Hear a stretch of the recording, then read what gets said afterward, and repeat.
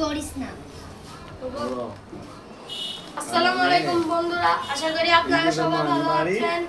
আমি একটি চায়ের কথা বলবো, যে চায়ের নাম রোজেলা চা। চাটি ছোটদের এবং বয়স্কদের, বড়দের সবারই প্রিয়। চাটির নাম হলো রোজেলা চা। চাটি তৈরি হয় টক পাতা দিয়ে। সাধারণত সবাই বলে, আমরা চট্টগ্রামের ভাষায় বলি এটাকে খাট্টা পাতা। খাট্টা পাতা চিনি, তাও খাট্টা পাতার মধ্যে এমন একটি ফল হয়, সে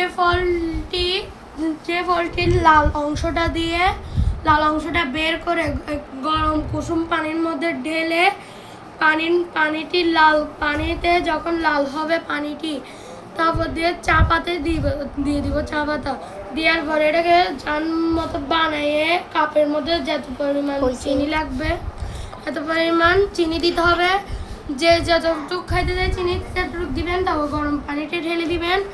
এবং মাস্ট বি কথা হচ্ছে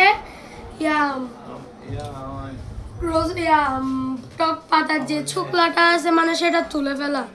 আশা করি আপনারা সবাই এটা বানিয়ে খাবেন এবং আমার চ্যানেলের মধ্যে লাইক সাবস্ক্রাইব দুটোটাই করে দিবেন। আসসালামু আলাইকুম, ধন্যবাদ।